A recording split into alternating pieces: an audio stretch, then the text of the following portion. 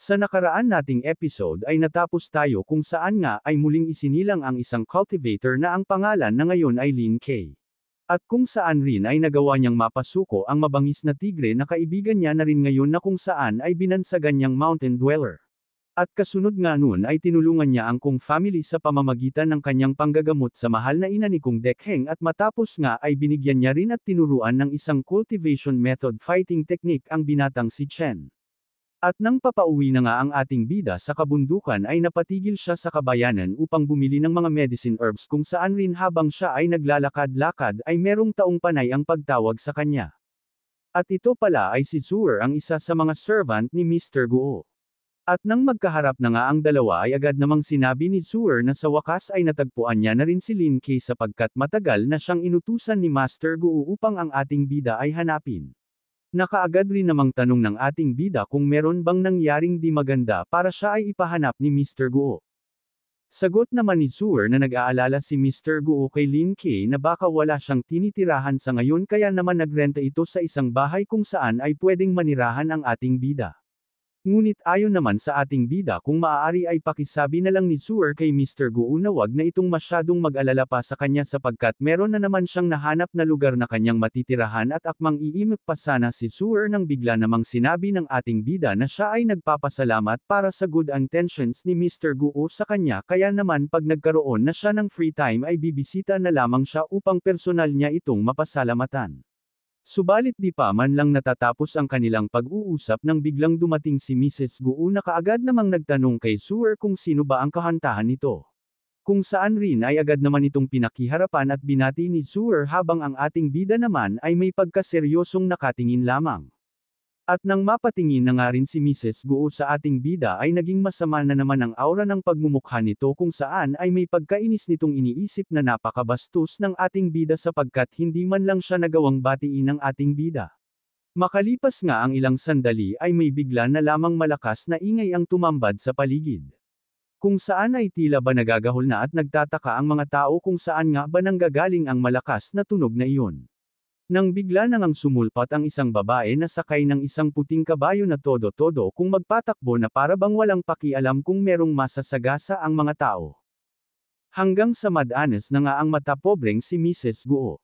Dahilan upang muli na naman itong mayrita, sabay pa supleda nitong sinabihan ang babae na bakit ganun-ganun na lamang ito kung magpatakbo ng kabayo na tila ba may hinahabol na kung ano para hindi na maisip pa kung may masasaktan ba ito o mapipinsala. Kaya naman nagpasya na rin ang babae na pahintuan ang pagtakbo ng kanyang kabayo upang makababa na muna para lapitan ang matapobreng si Mrs. Guo. Sabay sabi nito na kung ano man ang kanyang ginagawa ay hindi na dapat pang pakialaman ni Mrs. Guo. Kaya naman pag-alit rin na sumagot si Mrs. Guo na wala rin siyang pakialam kahit pamagalit ang babae sa kanya dahil alam naman ng lahat na ipinagbabawal ang pagpapatakbo at pagsakay sa kabayo sa street na ito lalo pa at sa ganung style ng horse riding na ginawa ng babae.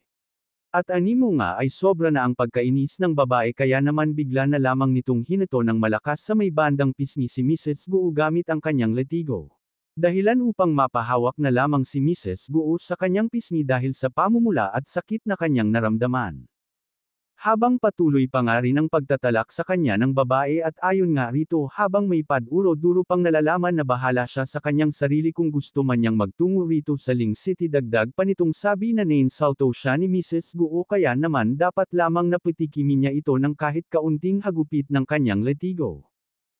At lalo ngang nanggala iti sa galit si Mrs. Guo kaya naman tila ba kay Zhuer na lamang niya ibinuntong ang kanyang init ng ulo, at pag-alit nga niyang sinabihan si Zhuer na bakit wala man lamang itong ginagawang kahit na ano gayong nakikita na nitong meron siyang kakampronta, ngunit makikita naman na tila ba di malaman ni Zhuer kung ano ang kanyang gagawin. At pasigaw nga ring sinabihan ni Mrs. Guo si Zhuer na bakit hindi pa nito sagudin ang babaeng kanina pa niya kabangayan, dahil kung hindi ay ipa-fired niya sa trabaho si Zhuer, at magsasalita pa nga sana si Zhuer ngunit hindi na niya itinuloy pa. Kaya naman ang ginawa niya na lamang ay nilapitan na niya agad ang babaeng bukod sa napakataray na napakamoldito pa. Subalit bago pa nga lang tuluyang lalapit si Zhuer ay sinupladahan at binungangaan agad ito ng babae at ayon nga rito ay tila ba nagtatapang-tapangan yata ang isang servant lamang, Dagdag pa nitong sabi na hindi niya akalaing ang isang servant na gaya ni Zooer ay magkakaroon ng lakas ng loob para tumayo sa kanyang harapan. At matapos nga ng mga tinura ng babae ay nagsimula na ring magsalita si Zooer habang makikitang tila bakabado siya sa kung anong pwedeng mangyari at ayon sa kanya ay mali ang manakit ng mga tao gamit ang kabayo, maging ang paghataw ng letigo sa kapwa ay isa ring maling gawain. At magsasalita pa sana si Zooer nang bigla rin naman siyang hatawin ng letigo ng babae sa kanyang mukha gaya ng ginawa rin ito kay Mrs. Guo. At hindi nga lang basta isang beses iyong ginawa ng babae kundi walang tigil nitong patuloy na pinaghahagupit ng kanyang letigo si Zooer habang pasigaw na sinasabing walang karapatan ang isang servant na kausapin siya ng ganun-ganun na lamang. Sabay muli na naman nitong pinaghahagupit si Zooer ng walang tigil. Hanggang sa bigla na lamang may humawak sa letigo upang pigilin ang kalupitang ginagawa nito.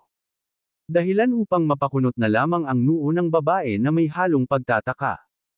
At naging malahiro nga ang datingan ng ating bida roon sa kanyang ginawa, ang pagtatanggol sa kanyang kapwa.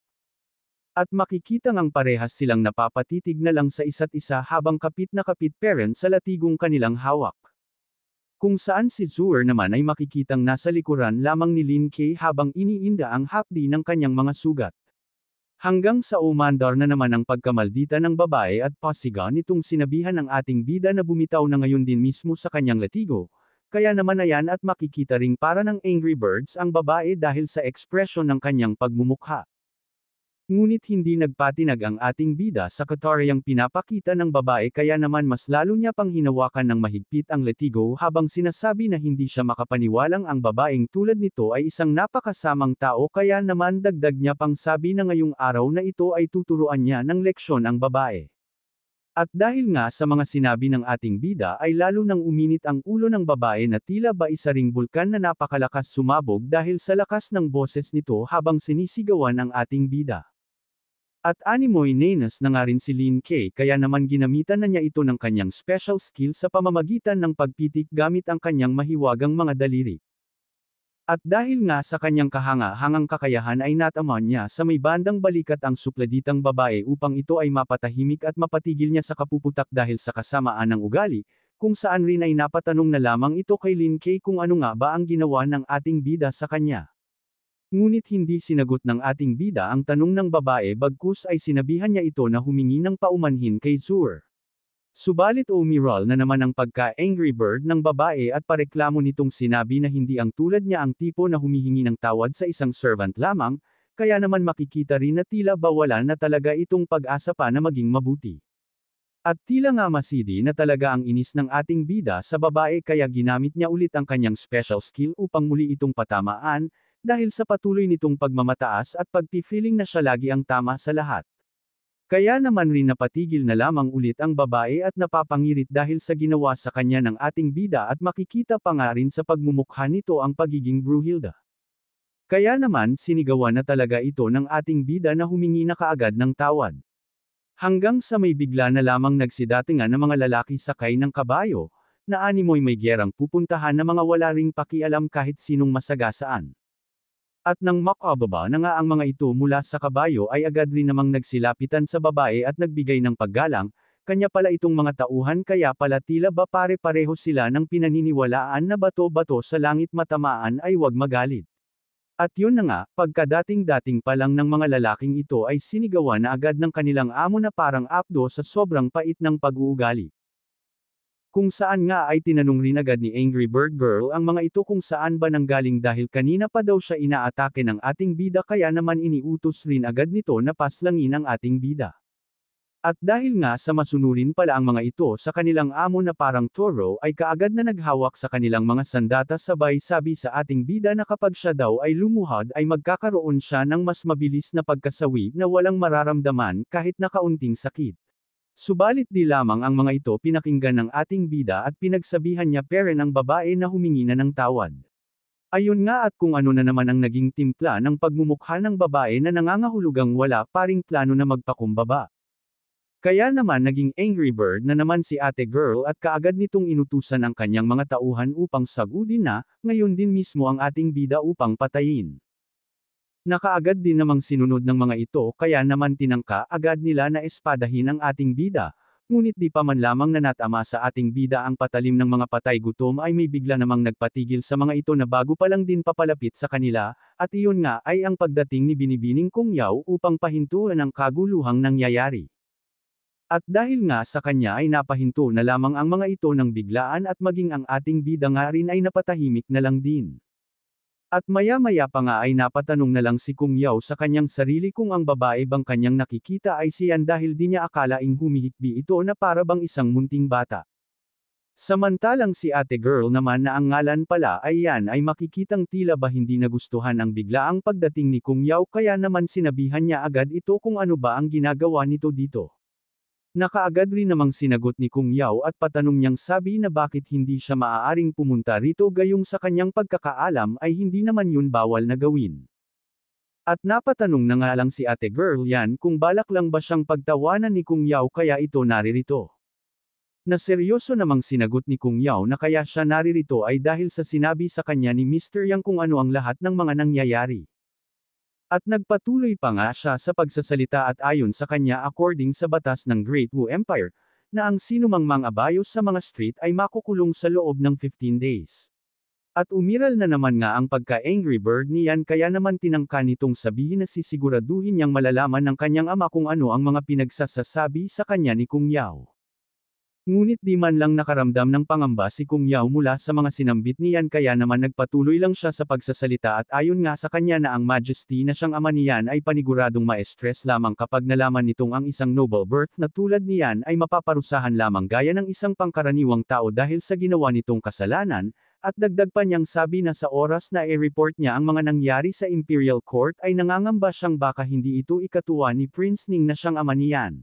Kaya naman makikitang tila ba di na malaman pa niyan kung ano ang sasabihin niya dahil nga mukhang natameme siya sa mga sinambit ni Kung Yaw. At dagdag pa nga ni Kung Yaw na yaman din lamang at bata pa siyan ay pagtatakpan niya muna ang mga nangyari pero hiling niya na sana ay magpakatino na siyan. At tila nga lalo nang nanggigil dahil sa pagkainis siyan pero wala na din naman itong nagawa pa. Kaya naman bago ito tuluyang umalis ay nagpakita na naman ito ng pagkasuple-detail niyang mukha at kakaibang pagtitig na para bang may halong pagbabanta. At may pag-aalburuto pa nga rin itong niyaya ang kanyang mga tauhan upang sila ay makaalis na. Makalipas nga ang ilang sandali ay lumapit si Kung Yaw kay Lin Kay upang magbigay ng kanyang pagbati at gayon din naman ang ginawa ng ating bida. Sabay tinanong rin ng ating bida si Mr. Yang kung ano nga ba talaga ang mga nangyari. Na agad rin namang sinagot ni Mr. Yang at ayon nga sa kanyang pagsasalaysay ay nakita niya kanina ang babaeng siya na napakabilis ng pagpapatakbo sakay ng kabayo nito kaya nakakutob siya na tila ba may kung anong masamang mangyayari kaya naman agad siyang bumalik sa Kong's Mansion upang hingin ang tulong ni Kung Yaw at natutuwa nga siya ngayon dahil hindi sila nahuli ng pagdating. At dagdag pa nga ring tanong ng ating bida kung sino nga ba ang babaeng kanina niyang naka-enkwentro. Na muli na namang sinagot ni Mr. Yang na ang babaeng siyan ay ang anak ni Prince Ning na itinuturing na Lord of Ling Prefecture. Kung saan sa kabilang banda naman ay makikitang tila ba nagulat si Mrs. Guo sa kanyang mga narinig sa pinagsasabi ni Mr. Yang kanina. At dagdag pa nga ni Mr. Yang na bagaman na ang prinsipe ay walang kapangyarihan sa kanilang imperyo ay nananatili pa ring seryoso ang mga nakakasakit na gawain ng mga miyembro ng royal family. At biglang ang nakisingit sa usapan si Zuer at ang sabi nito kay Lin Kay ay tiyak na mapapahamak sila kaya sinabihan nito ang ating bida na dapat ay tumakas na siya para sa ikaliligtas ng kanyang buhay, at kalmado namang sabi ng ating bida na parang pabiro rin na kung gayon pala ay dapat manakbo na siya ngayon din dahil paniguradong malaking trouble ito. Si Kung Yaw naman ay napatawa na lamang din dahil sa biro ni Lin Kay at sabi pa nito na ang ganda raw ng joke ng ating bida at isa pa ay mukhang hindi naman daw talaga nagwo-worried ang ating bida sa kung ano ang mangyayari. Sabi naman ng ating bida na isa siyang cultivator na naninirahan sa kabundukan kaya wala siyang dapat na anumang ipag-alala kaya naman rin hiling niya kay Kung Yaw na si Zuer na dati pa niyang kaibigan ay kung maaari ay protektahan ng mga ito para sa kanya. Nakaagad rin namang tinugunan ni Kung Yaw na kanyang ipinapangako na ang babaeng si Yan Hongling ay wala nang kahit na ano pang tatangkaing gawin na masama. Na agad ding ipinagpasalamat ng ating bidang si Lin Kay. Na tinugunan lamang ni Kung Yaw ng kanyang matamis na ngiti sabay sabi na walang anuman iyon.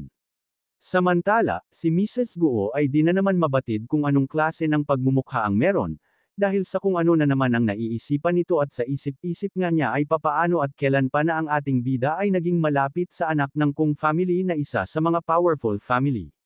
Makalipas ang ilang sandali ay pinakiusapan ni Lin Kay si Mr. Yang na kung pwede ay ihatid na muna nila pauwi si Suer, na di naman nagdalawang isip pa si Mr. Yang na pumayag dahil ayon sa kanya ay parte rin yun ng kanyang trabaho.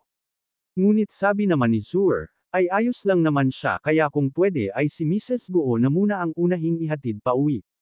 At nang nag-uumpisa na nga sila sa paglalakad, sa isip-isip naman ni Mrs. Guo ay tila ba sinusubukan siya ng ating bida na ipahiya, pero hahayaan niya na lang muna total niligtas naman siya this time ni Lin Kay. At dagdag niya pang tanong sa kanyang sarili kung ano nga ba itong nangyayari, dahil mukhang merong magandang pagkakaibigan na namamagitan kay Kung Yao at sa ating bida na ngayon niya lamang nalaman, sabi pa niya na di yata't masyado niyang minaliit ang kakayahang meron ang ating bida. Makalipas ang ilang oras, ay nakarating na nga sila sa Guo's Mansion. At kaagad ngang nagbigay ng pasasalamat ang ating bida kay Mr. Yang, sagot naman ito na karangalan iyon para sa kanya dahil dapat niya lamang iyong gawin.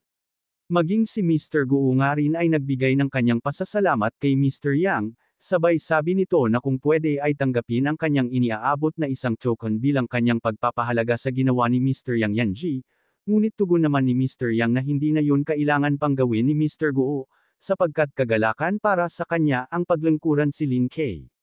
At sabi naman ng ating bida, na dapat tanggapin ni Mr. Yang ang token sapagkat pwede niya itong maipon, kaya naman nga wala na ring nagawa pa si Mr. Yang kundi tanggapin ang handog bilang pasasalamat ni Mr. Guo. Makalipas ang ilang minuto, ay sinabi nga ng ating bida kay Mr. Guo na dahil sa settled na naman ang lahat ay aalis na muna siya para makauwi na, at tila nga nabigla si Mr. Guo sa biglaang pasya ng ating bida na umalis, kaya napatanong ito kung saan ba pupunta si Lin Kay ngayon, gayong malalim na sa gabi. Nasagot naman ng ating bida na pauwi na siya sa kanyang tahanan.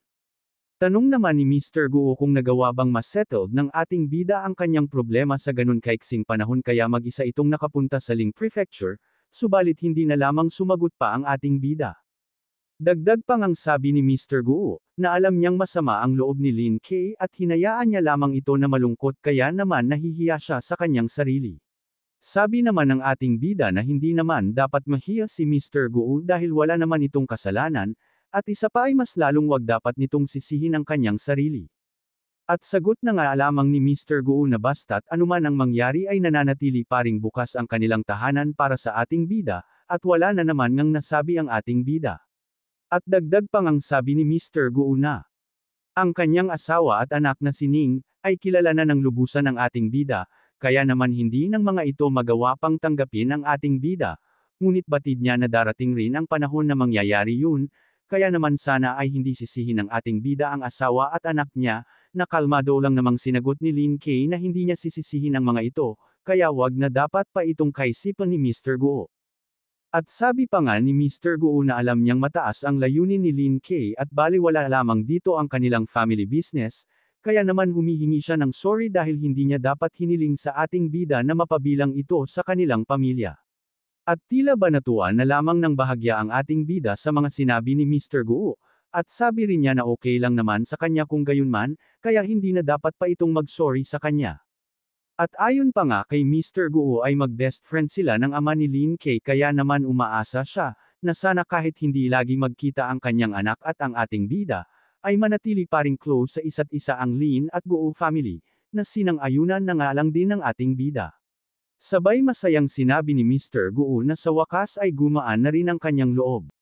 Makalipas pa nga ang ilang oras ay tuluyan nang nakauwi ang ating bida sa templong kanyang tinutuluyan. Kung saan siya ay makikitang seryoso lamang habang nakaupo, at sa isip-isip niya na ang isang pills ay lubhang mahalaga sa cultivation, kaya naman kailangan niyang unahing mag-refine ng isang furnace upang makapag-ipon siya ng mga pills. Kaya naman nga, ginamit niyang muli ang kanyang special skill para sa kanyang gagawing pagre-refine, at unti-unti na nga itong nagliyab. Kaya naman makikitang tila ba nagulat na lang din ang ating bida sa nangyari. At makalipas nga ang ilan pang mga oras ay sumapit na ang umagang kay ganda. Kung saan ay makikitang nakatayo lamang ang ating bida habang nakatitig sa isang boteng maliit na kanyang hawak-hawak, kasabay ng isang malalim na pagbuntong hininga. sabay sabi niya na halos magdamag siyang nagre-refine upang makapag-gather siya ng mga pills, subalit 5 piraso lang ng pills ang kanyang nalikha, kaya naman kailangan niyang mapa-improve pa ang refining skills niya. At makalipas nga ang ilang saglit, sa hindi inaasahang pagkakataon ay bigla na lamang ding sumulpot sining sa may bandang likuran ng ating bida. At makikitang tila ba hindi maganda ang araw nito, dahil umagang-umaga pa lang ay nakakunot na agad ang kanyang noo.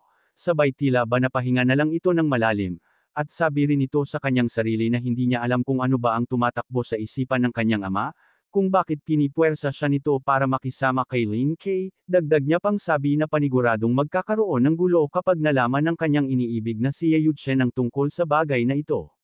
Sabi pa nga ni Ning na talagang paniguradong magiging isa itong malaking problema pag nagkataon. Dagdag pa niyang sabi habang makikita ang problemado niyang mukha, na hindi niya alam kung ano ba ang ginawa ni Lin Kay, upang kahit maging ang kanyang ina ay bigla na lamang ding magbago ang saloobin dahil kay Lin Kay. Sapagkat nung gabing magkausap sila ng kanyang ina, ay sinabi nito sa kanya na alam nitong gusto niya si Ye Yuchen, ngunit pareho naman nilang alam kung anong ugali na meron ang kanyang ama, kaya naman rin sinabihan siya ng kanyang ina na, subukan niya munang makisama kay Lin Kay at kapag hindi parent siya nagkagusto rito, ay kakausapin na ng kanyang ina ang kanyang ama upang hindi na siya mapilitan pang makisama sa taong hindi naman niya mahal. At matapos nga ng malalim na pag-iisip ni Ning ay napatanong na lang din siya sa kanyang sarili, kung kailangan niya ba talagang magpakasal sa ating bida. At makalipas nga ang ilan pang sandali, ay bigla na lamang may nagtawag na 2 babae kay Ning na sina Yen at Zin na kanyang mga kaibigan, dahilan upang bigla na lamang din siyang matauhan mula sa mga bagay na kanyang pinuproblema. Sabay tinawag niya rin ang mga ito at nilapitan. At tinanong nga rin siya kaagad ng isa niyang kaibigan na si Yen, kung bakit bihira na siyang maglalabas ng bahay. Sabay may panloloko namang sabi ni Zin, na ang groom-to-be ni Ning ay nagpunta sa bahay nito para mag-propose kaya papaano pa magkakaroon si Ning ng time para sa kanila.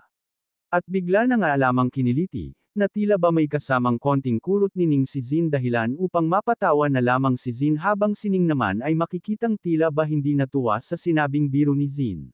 Sabay sinabihan na rin ni Zin si Ning na tumigil na, dahil alam niyang mali siya sa kanyang mga sinabi. Samantala, sa may bandang likuran naman ng mga kababaihang ito na parang bunny girl group, ay makikita ang ating bida na seryoso lamang habang iniisip ang tungkol sa sinabi ni Kung Yao na ang babaeng si Yan Hongling ay hindi na magbabalak pa na maghiganti ngunit ang pamilya nito ay sadyang makapangyarihan, at dagdag pang ang iniisip ng ating bida na dahil sa tinatrato siya ng mabuti ni Mr. Guo, ay paprotektahan niya muna ang anak nito pansamantala. Maya-maya pa nga lang din ay makikitang mariing pinagmamasdan ni Zin si Lin Kay, sabay pabulong nitong tanong kay Ning kung si Lin Kay ba ang lalaking ipinagkasundo sa kanya, na maluha-luha namang sinang ayunan ni Ning.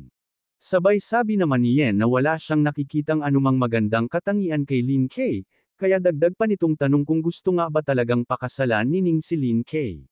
Nakaagad namang itinanggi ni Ning, dahil ayon rito ay hindi niya talaga gustong pakasalan si Lin Kay, ngunit ang kanyang ama ay ipinagkasundo silang dalawa at maging ang kanyang ina ay tinatrato na rin ng may paggalang si Lin Kay, na hindi naman dati ginagawa ng mahal niyang ina, sabay sabi pa niya sa dalawa niyang kaibigan na kung maaari ay tulungan siya ng mga ito kung ano ang dapat niyang gawin. Nakaagad namang sagot ni Yen na madali lang gumawa ng paraan, ang kailangan lang ay mapalayo ni Ning si Lin Kay, at magsasalita nga rin sana si Ning. Nang biglang dagdag pang sabi ni Yen na wag nang masyado pang mag-alala si Ning dahil ipinapangako niyang titigil na si Lin Kay sa pang-asar kay Ning. Abangan sa susunod nating video kung ano pa ang mga nakaka-excite na mangyayari sa kwento nating ito. Kung ano nga ba ang gagawing paraan ng mga kaibigan ni Ning para siya ay matulungan. At kung ano pang magaganap kapag nagkausap-usap na sila. At kung sino nga ba ang lalaking bigla na lang ding darating at makikisali sa kanilang usapan. Kung nagustuhan nyo ang ating episode ay maaari kayong mag-iwan ng komento at wag na rin kayong mahiya na i-like and share ang video na ito. Syempre wag nyo na rin kalimutan na mag-subscribe sa channel na ito at i-hit ang notification bell. Thank you sa inyong lahat.